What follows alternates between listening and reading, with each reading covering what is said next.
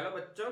तो आज हम स्टार्ट करेंगे स्टैंडर्ड 11 का एनसीईआरटी पेज चैप्टर नंबर 6 कार्य ऊर्जा और शक्ति। ठीक है। और उसके अंदर हमारा टॉपिक रहेगा आज के लिए संकट। ठीक है। संकट का मतलब क्या होता है? कोई भी दो चीजें अगर एक दूसरे के साथ टकराती है तो उस प्रक्रिया को या उस घटना को हम क्या बोलते हैं? संकट। जैसे दो कारें अगर चल रही है, एक्सीडेंट हो रहा है, तो भी हम वहां पे क्या बोल सकते हैं? दो कारों के बीच में क्या हुआ? वहां पे संकट हुआ। ठीक है। और दूसरा चीज अगर रियल लाइफ में देखें तो अगर हमने बचपन में भी खेले हैं, ठीक है, कंचे या मार्बल जो आते हैं कांच के गोल गोल छोटे, उससे खेले तो उसको क्या करते हैं? एक मार्बल या एक कंचे को हम रखते हैं और दूसरे कंचे को लेके उससे हम क्या करते हैं? उसको मारते हैं। ठीक है। तो दोनों क्या होते हैं? एक दूसरे के साथ टकराते हैं और जो टकराने की जो घटना होती है उस घटना को हम क्या बोल सकते हैं? संकट बोल सकते हैं। ठीक है। वहां पे क्या होता है? वहां पे बहुत बार तुमने देखा होगा टकराने के बाद एक कंचा या एक मार्बल इस तरफ जा रहा है तो दूसरा मार्बल दूसरी तरफ जा रहा है, या फिर पहला वहां पे रुक जाता है और दूसरा गति करने लग जाता है, या दोनों साथ में गति करने लग जाते हैं। दोनों अलग अलग दिशा में भी गति कर सकते हैं, दोनों समान दिशा में भी गति कर सकते हैं, दोनों समान वेग से भी गति कर सकते हैं और दोनों असमान वेग से भी गति कर सकते हैं। तो इन्हीं के लिए हमें क्या करनी? परिस्थितियां देखनी, कौन सी परिस्थिति में क्या होता है, क्यों साथ में गति करते हैं, क्यों अलग अलग दिशा में गति करते हैं। उन सब चीजों के लिए हमें यहाँ पे डिटेल में डिस्कस करना है और उन सब के लिए हम फॉर्मूला भी निकालेंगे कि पहले कितने वेग से जा रहा होगा तो दूसरा कितने वेग से जाएगा। ठीक है। तो उसके लिए हम पहले टॉपिक डाल लेते हैं और टॉपिक क्या रहेगा हमारा? संकट। और संकट का मतलब हो जाएगा टकराना। ठीक। तो देखो, अगर मुख्य हम पहले बात करें प्रकार की, अगर संकट के हम प्रकारों की बात करें तो कितने प्रकार से हो सकता है? तो मुख्य दो प्रकार से हो सकता है। ठीक है। फर्स्ट अगर मुख्य देखें तो संकट के दो प्रकार हो सकते हैं, एक विमीय संकट और दूसरा हो जाएगा द्विविमीय संकट।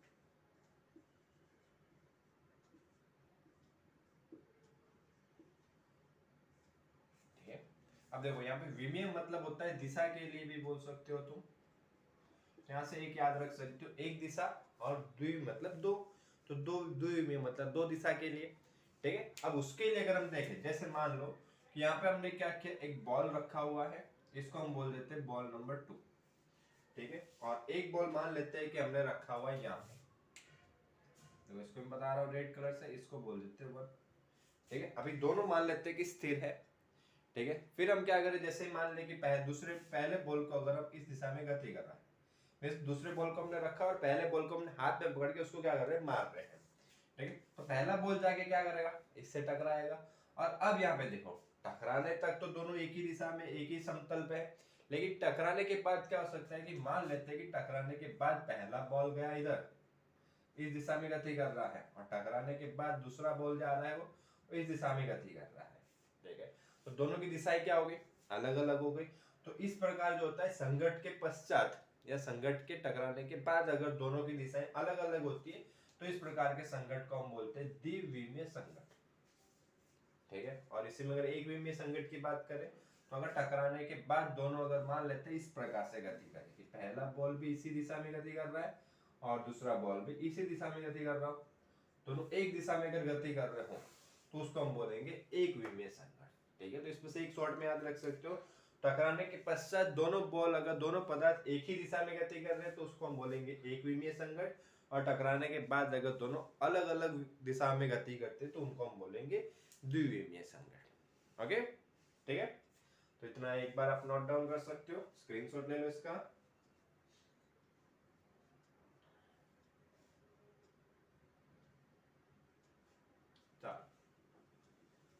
और इसके बाद अगर हम देखें तो ये सब टॉपिक हम डिटेल में पढ़ेंगे, अभी सिर्फ हम नाम की चर्चाएं कर रहे हैं। ठीक है। और उसके बाद अगर हम एक विमीय की देखें तो एक विमीय के अंदर वापस दो प्रकार आएंगे। एक विमीय के अंदर हमारे वापस दो प्रकार आएंगे। एक को हम बोलेंगे प्रत्यास्थ संकट, तो दूसरा नाम से हो जाएगा, क्या हो जाएगा? अप्रत्यास्थ संकट।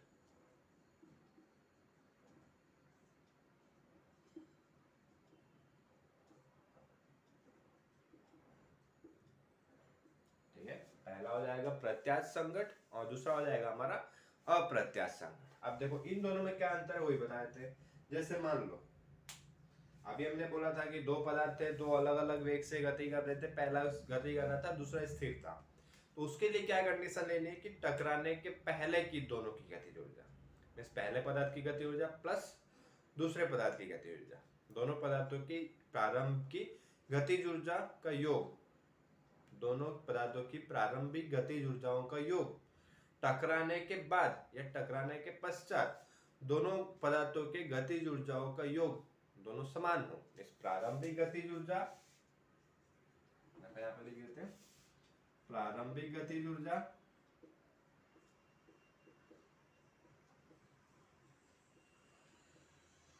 किसके बराबर हो जाए, अंतिम गतिज ऊर्जा के बराबर। तो इस प्रकार के संघट को हम बोलेंगे प्रत्यास्थ संघट। ठीक है, देखो प्रारंभिक किसको बोलेंगे, टकराने से पहले की जो दोनों की गतिज ऊर्जा होगी उनका योग, और टकराने के बाद दोनों की गति ऊर्जा का जो योग होगा उसको हम बोलेंगे अंतिम गति ऊर्जा। तो दोनों का मान अगर समान हो, मान में कोई परिवर्तन नहीं, ऊर्जा के मान में कोई परिवर्तन नहीं हो रहा हो, तो उस प्रकार के संघट को हम क्या बोलेंगे, प्रत्यास्थ संघट। ठीक है, और उसी के बाद अगर हम देखें अप्रत्यास्थ, तो अप्रत्यास्थ में क्या हो जाएगा, इसका उल्टा, कि दोनों का मान कैसा हो जाए, असमान हो, मींस की अलग अलग हो। हाँ, बढ़ भी सकता है, कम हो सकता है, वो बात की बात है, लेकिन मान क्या होना चाहिए, अलग अलग हो जाए, कि प्रारंभिक गति ऊर्जा का मान और अंतिम गति ऊर्जा का मान अगर असमान हो जाए, अलग अलग हो जाए, तो उस प्रकार के संघट को हम बोलेंगे अप्रत्यास्थ संघट। ठीक है, देखो दो नाम और आगे, एक विमीय में दो विमीय में कोई प्रकार नहीं है, एक ही डायरेक्टली आएगा। ठीक है, बट इसके लिए याद रखना एक विमीय में दो आ जाएंगे, प्रत्यास्थ संघट और अप्रत्यास्थ संघट।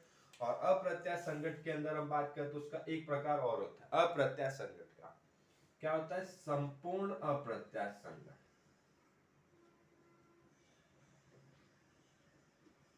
संपूर्ण अप्रत्यास्थ संघट, इसका मतलब क्या होता है, अब इसके लिए क्या होगा, इसके लिए अगर तुमने देखो, जैसे अगर इसके लिए एग्जांपल ले, हम उदाहरण ले, तो उसमें बेस्ट उदाहरण होता है हमारा कैरम बोर्ड का।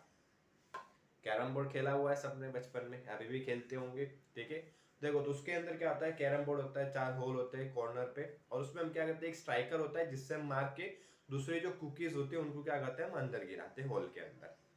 ठीक है, तो जो स्ट्राइकर होता है उससे हम क्या करते हैं, मार रहे होते हैं, तो स्ट्राइकर से हम क्या करते हैं, मान ले सामने कुकी रखिए और सामने हम स्ट्राइकर से उसको मारते हैं, तो बहुत बार क्या होता है, दोनों अलग अलग दिशा में जाता है, तो ये चीज भी होती है। ठीक है, दोनों एक दिशा में भी जाते हैं बहुत बार, और बहुत बार ऐसा देखा होगा जब तुम स्ट्राइकर से मारते हो तो कुकी से जाके टकराता है, और टकरा के उसी के साथ संपर्क में रहकर या उसे सटे रहकर, संपर्क में रहकर या सटे रहकर साथ में गति करते और दोनों एक साथ हॉल में गिर जाते हैं। ये चीज देखिए, मतलब बहुत बार क्या करते हैं, हम टकराने के बाद भी दोनों क्या करते हैं, एक दूसरे से ऐसे इसकी, जैसे मान लो पहली कुकी यहाँ थी, दूसरी कुकी तुमने मारी ऐसे, और पास में और ऐसे रह के साथ में सटे रहकर संपर्क में रहकर क्या कर रहे हो, गति कर रहे हो। ठीक है, तो उस प्रकार की गति को हम क्या बोलेंगे, या उस प्रकार के संकट को हम क्या बोलेंगे, संपूर्ण अप्रत्यास्थ संकट। मींस की दोनों पदार्थ क्या होंगे, टकराने के बाद अगर एक साथ गति कर रहे हैं, तो उस प्रकार के संकट को हम बोलेंगे संपूर्ण अप्रत्यास्थ संकट। ठीक है, और यहाँ से पता चल गया कि प्रारंभिक और अंतिम गति जो समान नहीं होगी, क्योंकि अप्रत्यास्थ का ही एक प्रकार है। ठीक है, और इसमें एक पॉइंट और याद रखना कि दोनों पदार्थ अगर साथ में गति कर रहे हैं, दोनों कुकी साथ में गति कर रहे हैं, दोनों बॉल अगर एक साथ गति कर रहे हैं, मतलब दोनों का वेग भी क्या होगा, एक समान होगा। ठीक है, तो इतनी चीजें, इतने टॉपिक, इतने पॉइंट्स याद रखने, इतना एक बार नोट डाउन कर लो, स्क्रीनशॉट ले लो, और उसके बाद हम नेक्स्ट टॉपिक स्टार्ट करेंगे। और आज हम देखेंगे संपूर्ण अप्रत्यास्थ संकट। इसका स्क्रीनशॉट ले लो आराम से पहले।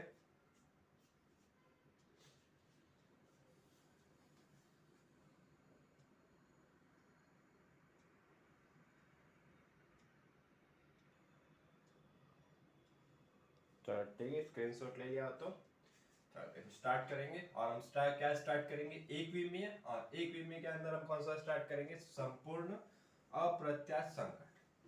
ठीक है, सभी टॉपिक हम देखेंगे एक एक करके। सबसे पहले हम स्टार्ट करते हैं, आज हमारा टॉपिक रहेगा संपूर्ण अप्रत्यास्थ संकट। और संपूर्ण अप्रत्यास्थ संकट के लिए जैसे अभी बताया था, याद रखना क्या रहेगा, कि दोनों टकराने के बाद एक समान वेग से एक साथ गति करेंगे। ठीक है, और देखो क्वेश्चन तुम्हारा किसी भी तरीके से आ सकता है, सिर्फ संघट करके क्वेश्चन आने का चांसेस बहुत कम रहता है। वो तुम्हें ये पूछ सकते हैं कि संपूर्ण अप्रत्यास्थ संकट समझाइए, प्रत्यास्थ संकट समझाइए, या अप्रत्याश संकट समझे, एक विमेय के अंदर प्रत्याश संकट, द्विविमेय के लिए संकट, अप्रत्याश या प्रत्याश संकट। ठीक है, तो उस तरह से पहले क्वेश्चन पूरा समझना, सिर्फ संकट का कोई क्वेश्चन नहीं होगा। ठीक है, उनके टॉपिक के हिसाब से क्वेश्चन आ सकता है। देखो इसके लिए हम प्रारंभ में क्या करते हैं, जैसे मान लेते हैं कोई एक सतह है हमारा, कोई जमीन हो गई, ग्राउंड हो गया, वहां पे हमने क्या किया, मान लेते हैं 2 बॉल रखा हुआ है। ठीक है, एक बॉल यहाँ पे रखा हुआ है, इसका द्रव्यमान मान लेते हैं m1, और मान लेते हैं कि ये इस दिशा में गति कर रहा है, तो प्रारंभिक वेग होगा। तो प्रारंभिक वेग को हम क्या करते हैं, I से दर्शा देते हैं। पहले बॉल का वेग है तो v1, और प्रारंभिक वेग है तो इसको क्या करते हैं, I से दर्शा देते हैं। I मतलब क्यों, इनिशियल के लिए, प्रारंभिक के लिए। ठीक है, एक बॉल ही हो गई। अब इसी तरह अगर यहाँ पे हम देखें तो यहाँ पे हम क्या कर रहे हैं, दूसरा बॉल रखा है, दूसरा बॉल हमारा कैसा है, अभी स्थिर है। ठीक है, ये चीज मान के रखना। और ये कंडीशन प्रत्याश संकट के लिए, अप्रत्याश संकट के लिए, संपूर्ण अप्रत्याश संकट के लिए या द्विविमीय संकट के लिए, सबके लिए प्रारंभिक स्थिति हमारी क्या रहेगी, समान रहेगी। यही स्थिति हम सबके लिए प्रारंभ में मान के चलेंगे। ठीक है, दूसरा बॉल यहाँ पे रख देते हैं, इसका द्रव्यमान ले लेते हैं हम m2, और इसका प्रारंभिक वेग दर्शा देते हैं v2i, और कैसी है, स्थिर है। स्थिर है तो इसका वेग का मान क्या हो जाएगा, 0। ठीक है, और दोनों एक ही समतल पर रखा, और ये इस दिशा में अगर गति कर रहा है। ठीक है, अब क्या होगा, ये बॉल जाके क्या कर रहा होगा, इससे टकराएगा, और टकराने के बाद क्या होगा, दोनों एक साथ गति करेंगे, क्योंकि हमने क्या लिखना है, हम किसके लिए कर रहे हैं, संपूर्ण अप्रत्याश संकट के लिए। ठीक है, तो ये किसकी स्थिति हो गई, संकट के पहले की। देखो यहाँ पे लिख भी देते हैं, ये परिस्थिति हो गई हमारी संकट के पहले की। ठीक है, और यहाँ पे हम दूसरा चित्र बना देते हैं, और ये किसके लिए रहेगा, संकट के पश्चात की। तो अब यहाँ पे क्या आएगा, ये आ जाएगा पहला बॉल, और यहाँ पे ये बना देते हैं हम दूसरा बॉल। ठीक है, इसको लिख लेते हैं हम। इसके देखो अब द्रव्यमान में तो कोई परिवर्तन होगा नहीं, m1, इसका द्रव्यमान लिख लेते हैं हम m2। लेकिन वेग में क्या हो सकता है, परिवर्तन हो सकता है। तुम भी मान लो दौड़ते दौड़ते जाओ और किसी चीज से अगर टकराओगे तो तुम्हारे वेग में परिवर्तन होगा। हाँ, सीधी सी बात है, वेग में परिवर्तन होगा। ठीक है, तो उसके वेग को हम क्या दर्शा देते हैं, v1f, और इसके वेग को भी हम क्या दर्शा देते हैं, v2f। ठीक है, v1f मतलब पहले बॉल का अंतिम वेग, v1f का मतलब पहले बॉल का अंतिम वेग। f क्यों यूज कर रहे हैं, क्योंकि फाइनल के लिए, अंतिम के लिए।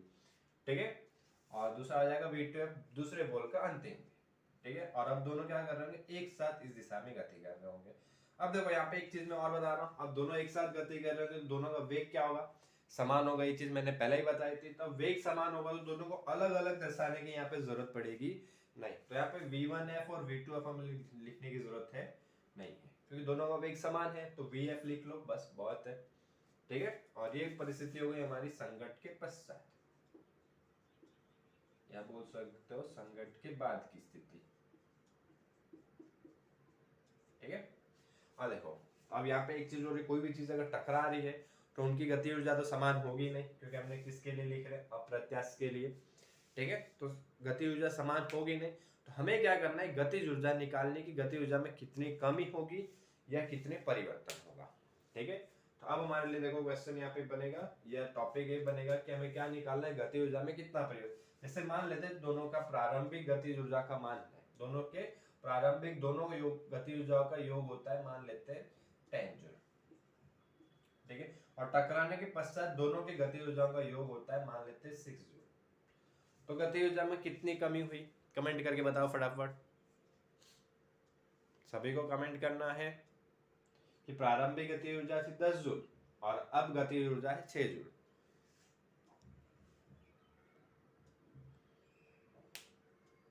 ठीक है, तो गति ऊर्जा में कितनी कमी हुई, तो कैसे निकालोगे। देखो सबका आंसर आ रहा है 4 जूल।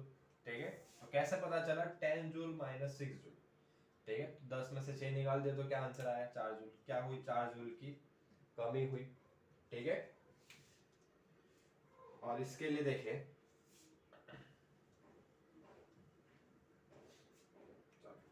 अब देखो इसके लिए यही चीज हमें क्या करनी है, फॉर्मूला के स्वरूप में निकाल, या तो हमने उदाहरण के लिए समझने के लिए डायरेक्टली लिख दिया था, अब हम निकालते हैं समझने के लिए उदाहरण, फॉर्मूला के सूत्र के स्वरूप में।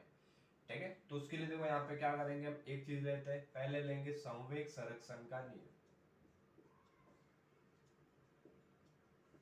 संवेग संरक्षण का नियम,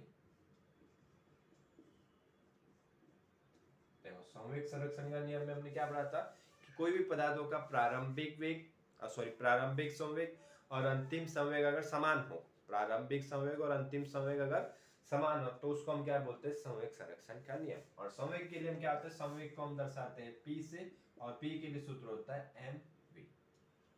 ठीक है, संवेग को हम दर्शाते हैं P से और P के लिए सूत्र होता है mv। तो ऐसे दोनों के संघट के पहले का संवेग और संघट के पश्चात दोनों का संवेग का मान कैसा होना चाहिए, समान होना चाहिए। तो संघट के पहले का संवेग की अगर हम बात करें तो फॉर्मूला होना चाहिए mv। तो इसके लिए अगर हम देखें तो इसका संवेग हो जाएगा m1 v1i प्लस, इसको भी करना पड़ेगा संघट के पहले का, तो m2 v2i इक्वल टू क्या होना चाहिए, संघट के पश्चात का संवेग। संघट के पश्चात का संवेग अगर देखें तो क्या आ जाएगा, m1 vf plus m2 vf। ठीक है, सिंपल सी चीज है, ज्यादा कुछ सोचने वाली बात नहीं है, सिंपल सा। ठीक है, अब देखो यहाँ पे हमने कंडीशन क्या ली है, v2i इज इक्वल टू 0, और v2i इज इक्वल टू अगर 0 होगा तो 0 इंटू m2 0, तो ये पूरा का पूरा पद क्या हो गया, यहाँ पे 0 हो गया। तो इसके लिए नेक्स्ट हमारा स्टेप क्या बनेगा, m1 v1i इक्वल टू, ये तो 0 हो गया था, और दोनों में से हम क्या कर सकते हैं, vf को कॉमन निकाल सकते हो, और vf को अगर हम कॉमन निकालें तो सूत्र हो जाएगा m1 प्लस m2, और यहाँ से vf कॉमन निकल गया। और अब देखो m1 प्लस m2 मल्टीप्लाई में गुणाकार में है, और अगर इक्वल के दूसरी तरफ जाएगा तो क्या हो जाएगा, डिवाइड में। तो vf के लिए हमें यहाँ पे फॉर्मूला मिल रहा है, अंतिम वेग के लिए हमने फॉर्मूला निकाल लिया। देखो अंतिम वेग के लिए हमें फॉर्मूला मिल गया, तो क्या आ जाएगा formula, m1 v1i upon m1 plus m2। और देखो यहाँ पे तुम m1 कैंसिल मत कर देना, कैंसिल तभी होता है अगर दोनों चीजें गुणाकार में होती। ऊपर वाला तो गुणाकार में, लेकिन नीचे देखो दोनों के बीच में प्लस है, इसके लिए कैंसिल नहीं हो सकता है। अगर कैंसिल करना तो m1 इंटू अगर m2 होता तो हम दोनों तरफ से ऊपर नीचे m1 कैंसिल कर सकते हैं। ठीक है, ये छोटी छोटी चीजें याद रखा करो, ये बहुत गलती करते हो लोग। चलो ये तो हो गए संवेग संरक्षण, लेकिन हमें क्या निकालना था, गतिज ऊर्जा। तो यहाँ पे हम अपना टॉपिक लिख देते हैं, गतिज ऊर्जा में वेग, गतिज ऊर्जा में जो वेग हो रहा है या जो कमी हो रही है वो हमें निकालना है। ठीक है, तो उसके लिए हम क्या कर सकते हैं, उसको हम दर्शा देते हैं डेल्टा के से।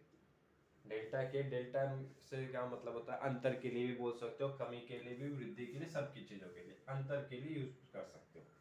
ठीक है, तो पता कैसे चलेगा, प्रारंभिक गति ऊर्जा माइनस क्या करेंगे हम, अंतिम गति ऊर्जा। अभी जैसे मैंने बताया था इसकी 10 जूल थी, इसकी 6 जूल थी, तो क्या करेंगे, पहले दोनों की प्रारंभिक गति ऊर्जा k1 माइनस क्या करेंगे, अंतिम गति ऊर्जा k2। यही क्या था, यहाँ पे हमने 10 जूल लिखा था और यहाँ पे 6 जूल लिखा था, तो आंसर 4 जूल आया था।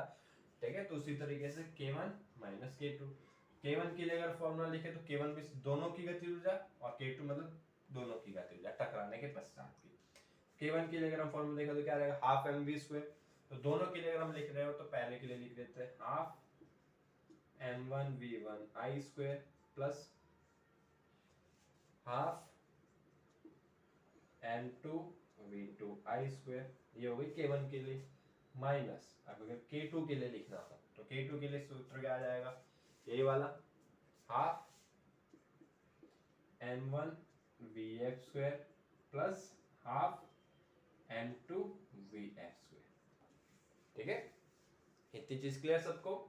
अब देखो v2i का मान हमने 0 माना था, तो उसका वर्ग करोगे वो भी 0, 0 इंटू m2 0, और हाफ इंटू वो भी क्या हो जाएगा, पूरा का पूरा 0, और vf² दोनों से हम क्या कर सकते हैं, कॉमन निकाल सकते हैं। ठीक है, तो देखो नेक्स्ट स्टेप पर हमारा क्या बनेगा, हाफ m1 v1i² माइनस, और उसमें से क्या कॉमन निकल सकता है, एक तो हाफ कॉमन निकाल लो, और दूसरा कॉमन निकल रहा है m1 प्लस m2, और क्या कॉमन निकलेगा, vf²। अब देखो vf का मान हमने ऑलरेडी ज्ञात किया हुआ है, इसके लिए निकाला कि उसका मान यहाँ पे हमें रखना है। ठीक है, अब देखो vf², इसका वर्ग करोगे तो दोनों तरफ वर्ग करना पड़ेगा, और दोनों तरफ वर्ग करके इसका मान हम यहाँ पे अगर रखें, देखो तो डेल्टा k के लिए हमारा फॉर्मूला है half m1 v1i² minus half m1 plus m2, और vf² का इसका स्क्वायर करोगे तो ये हो जाएगा m1² v1i² डिवाइड में m1 प्लस m2 का स्क्वायर। यहाँ से एक m1 प्लस m2 देखो पूरा कैंसिल हो गया, ठीक है। अब देखो दोनों में से कुछ कॉमन निकल सकता है, तो कॉमन निकाल लो, half m1 v1 i square इतना कॉमन निकल रहा है, तो इतना कॉमन निकाल लो। तो देखो डेल्टा के लिए हमारा फॉर्मूला बन जाएगा half m1 v1 i square, इधर क्या बचेगा 1 माइनस हाफ निकल गया m1 प्लस m2 कैंसिल हो गया, एक m1 निकल गया, स्क्वायर है वर्ग है, तो एक m1 यहाँ पे क्या बचेगा बच रहा है, और v1 i स्क्वायर तो कॉमन निकल चुका है, और नीचे क्या आ जाएगा m1 प्लस m2, ठीक है। और देखो तुम चाहो तो यहीं पे थियरी खत्म कर सकते हो, और नहीं हो तो एक और स्टेप कर सकते हो, इसका एलसीएम ले लो, 1 से गुणाकार करोगे, देखो वो स्टेप में यहाँ पे लिख रहा हूँ, ठीक है। तो फाइनली हमारा फॉर्मूला आ जाएगा डेल्टा के is equal to half m1 v1 i square काउंस में m1 plus m2 minus m1, ठीक है, ये उधर ऊपर गया और इधर आ जाएगा m1 प्लस m2, ठीक है, और plus m1 minus m1 cancel हो गया, ठीक है। अब इसके बाद अगर नेक्स्ट देखें तो फाइनली हो जाएगा डेल्टा के is equal to half m1 v1 i square, और इधर क्या बचा m2, और डिवाइड में आ जाएगा m1 प्लस m2, देखो ये हो गया हमारा फाइनल सूत्र। अब इतना बड़ा सूत्र तुम्हें याद रखने की जरूरत है नहीं है, तो तुम ये सब चीजें तुम्हें याद है ऑलरेडी, तो याद रखो और उसमें से डेरिवेशन निकाल लो, तो अपने आप सब चीजें हो जाएगी, ठीक है। और आज हमारा टॉपिक था संपूर्ण और प्रत्याश संगठ, और हम नेक्स्ट लेक्चर में स्टार्ट करेंगे प्रत्याश संगठ, ठीक है। और इसकी लिंक देखो,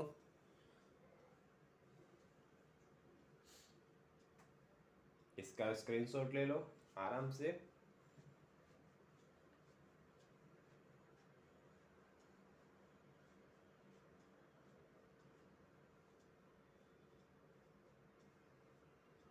और कोई भी डाउट हो तो आप कमेंट कर सकते हो,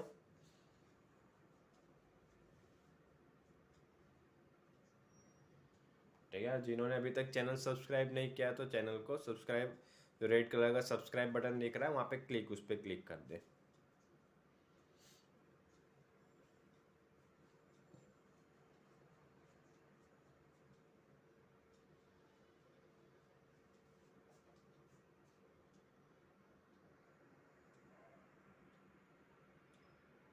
ओके, वीडियो देखने के लिए थैंक यू, और पसंद आया तो सब्सक्राइब ज़रूर करना।